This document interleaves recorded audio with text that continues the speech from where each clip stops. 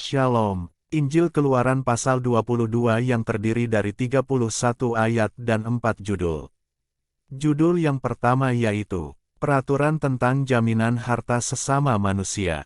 Dimulai dari ayat ke-1 sampai ayat ke-17. Beginilah firman Tuhan, apabila seseorang mencuri seekor lembu atau seekor domba dan membantainya atau menjualnya, maka ia harus membayar gantinya, yakni 5 ekor lembu ganti lembu itu dan 4 ekor domba ganti domba itu. Jika seorang pencuri kedapatan waktu membongkar, dan ia dipukul orang sehingga mati, maka si pemukul tidak berhutang darah. Tetapi jika pembunuhan itu terjadi setelah matahari terbit, maka ia berhutang darah. Pencuri itu harus membayar ganti kerugian sepenuhnya. Jika ia orang yang tak punya, ia harus dijual ganti apa yang dicurinya itu. Jika yang dicurinya itu masih terdapat padanya dalam keadaan hidup, baik lembu, keledai atau domba, maka ia harus membayar ganti kerugian 2 kali lipat. Apabila seseorang menggembalakan ternaknya di ladangnya atau di kebun anggurnya dan ternak itu dibiarkannya berjalan lepas, sehingga makan habis ladang orang lain, maka ia harus memberikan hasil yang terbaik dari ladangnya sendiri atau hasil yang terbaik dari kebun anggurnya sebagai ganti kerugian.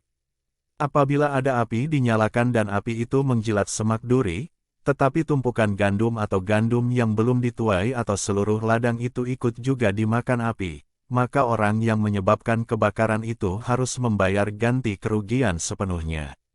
Apabila seseorang menitipkan kepada temannya uang atau barang, dan itu dicuri dari rumah orang itu, maka jika pencuri itu terdapat, ia harus membayar ganti kerugian 2 kali lipat.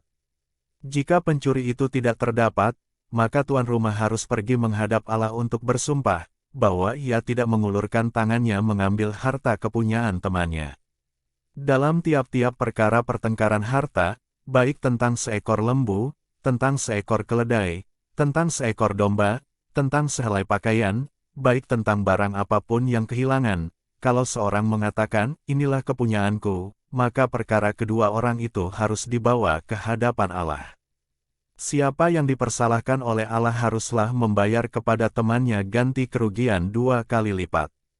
Apabila seseorang menitipkan kepada temannya seekor keledai atau lembu atau seekor domba atau binatang apapun dan binatang itu mati, atau patah kakinya atau dihalau orang dengan kekerasan, dengan tidak ada orang yang melihatnya, maka sumpah di hadapan Tuhan harus menentukan di antara kedua orang itu, apakah ia tidak mengulurkan tangannya mengambil harta kepunyaan temannya, dan pemilik harus menerima sumpah itu, dan yang lain itu tidak usah membayar ganti kerugian. Tetapi jika binatang itu benar-benar dicuri orang daripadanya, maka ia harus membayar ganti kerugian kepada pemilik. Jika binatang itu benar-benar diterkam oleh binatang buas, maka ia harus membawanya sebagai bukti.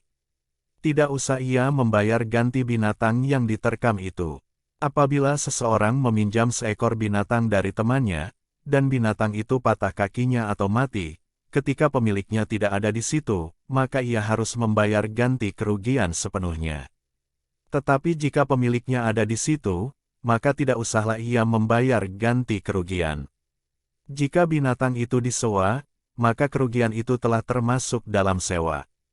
Apabila seseorang membujuk seorang anak perawan yang belum bertunangan, dan tidur dengan dia, maka haruslah ia mengambilnya menjadi istrinya dengan membayar mas kawin. Jika ayah perempuan itu sungguh-sungguh menolak memberikannya kepadanya, maka ia harus juga membayar perak itu sepenuhnya, sebanyak mas kawin anak perawan. Lanjut pada judul kedua yaitu, Peraturan tentang dosa yang keji. Dimulai dari ayat ke-18 sampai ayat ke-20. Beginilah firman Tuhan, seorang ahli sihir perempuan janganlah engkau biarkan hidup. Siapapun yang tidur dengan seekor binatang, pastilah ia dihukum mati. Siapa yang mempersembahkan korban kepada Allah kecuali kepada Tuhan sendiri, haruslah ia ditumpas. Lanjut pada judul ketiga yaitu, Peraturan tentang orang-orang yang tidak mampu. Dimulai dari ayat ke-21 sampai ayat ke-27. Beginilah firman Tuhan, janganlah kau tindas atau kau tekan seorang orang asing, sebab kamu pun dahulu adalah orang asing di tanah Mesir. Seseorang janda atau anak yatim janganlah kamu tindas. Jika engkau memang menindas mereka ini, tentulah aku akan mendengarkan seruan mereka, jika mereka berseru-seru kepadaku dengan nyaring. Maka murkaku akan bangkit dan aku akan membunuh kamu dengan pedang, sehingga istri-istrimu menjadi janda dan anak-anakmu menjadi yatim. Jika engkau meminjamkan uang kepada salah seorang dari umatku, orang yang miskin di antaramu, maka janganlah engkau berlaku sebagai seorang penagih hutang terhadap dia, janganlah kamu bebankan bunga uang kepadanya.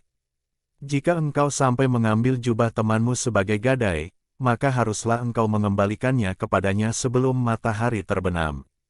Sebab hanya itu saja penutup tubuhnya, itulah pemalut kulitnya, pakai apakah ia pergi tidur.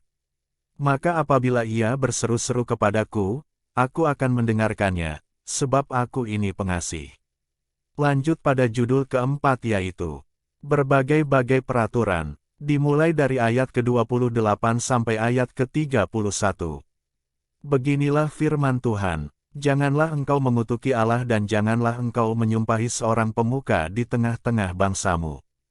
Janganlah lalai mempersembahkan hasil gandumu dan hasil anggurmu. Yang sulung dari anak-anakmu lelaki haruslah kau persembahkan kepadaku.